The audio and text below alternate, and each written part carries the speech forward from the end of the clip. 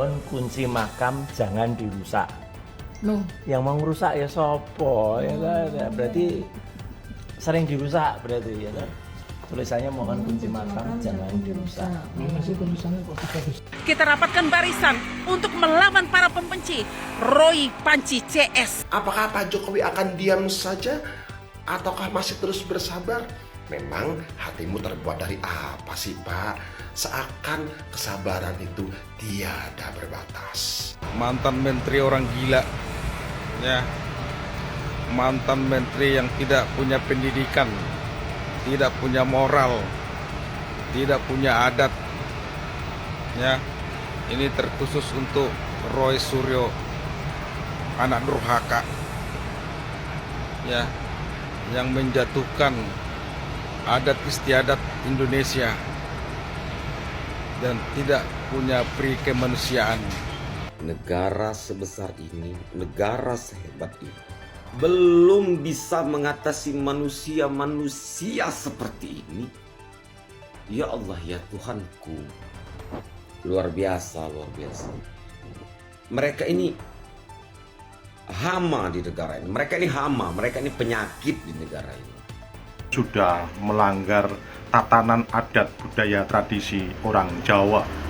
Kenapa saya bisa katakan seperti itu? Bahwa di dalam adat budaya tradisi Jawa itu jangankan kita itu menghina orang yang sudah meninggal dunia, orang yang sudah sowan ke pangayonaning pangeran, itu tidak diperkenankan.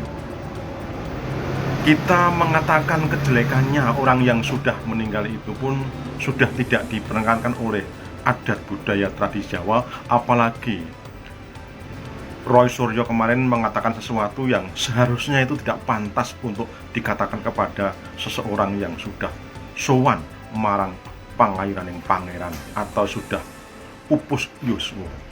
Itu tidak boleh, tidak diperkenankan.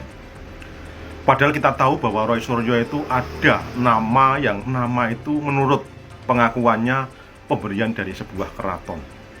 Itu sudah singlar dari adat budaya tradisi orang Jawa.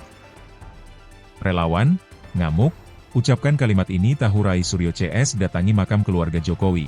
Tangkap mereka. Ketua Umum Wilaf Jokowi, Yanes Yosua Frans, mengamuk saat tahu mantan Menteri Pemuda dan Olahraga, Menpora, Rai Suryo dan Dr. Tifa mendatangi makam keluarga Presiden ke-7 RI Joko Widodo, Jokowi. Yanes pun meminta aparat kepolisian untuk menangkap mereka. Pasalnya, kata Yanes, Rai Suryo CS telah memfitnah dan membodohi publik terkait kasus ijazah Jokowi. Polda jangan ragu-ragu apa? Kenapa ragu-ragu? Ijazah asli itu ada di Pak Jokowi, kata Yanes. Oleh karena itu, Yanes mengungkapkan setidaknya ada 12 orang yang menjadi tersangka terkait tudingan ijazah palsu Jokowi. Tinggal dia buktikan di sana. Nah, untuk itu memang harus ditersangkakan siapa yang tersangka. Saya berpikir mungkin Polda ya barangkali ya ini bisa aja keliru lebih dari 12 sehingga Polda harus mengkaji satu persatu orang-orang yang mau ditangkap ini, jelas Yanes.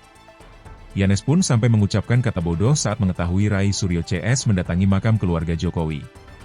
Makam keluarga Jokowi berada di kawasan Selokaton, Gondang Rejo, Karanganyar, Jawa Tengah.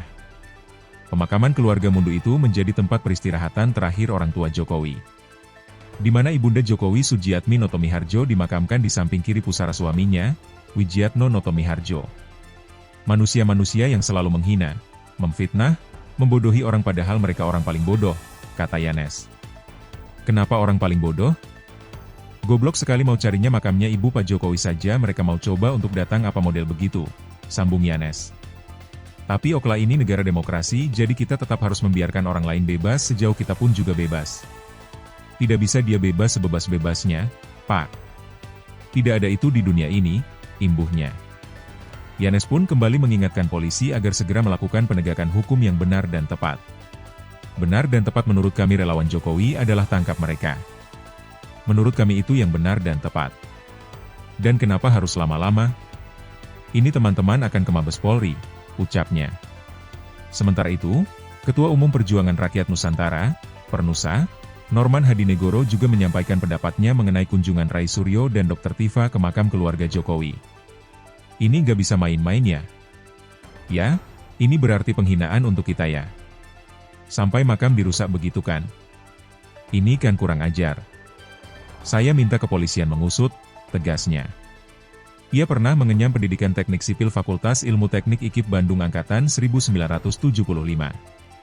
Dalam politik, Yanes Joshua Frans ini pernah menjabat sebagai Wakil Kepala Kantor Sekretariat Presiden, KSP.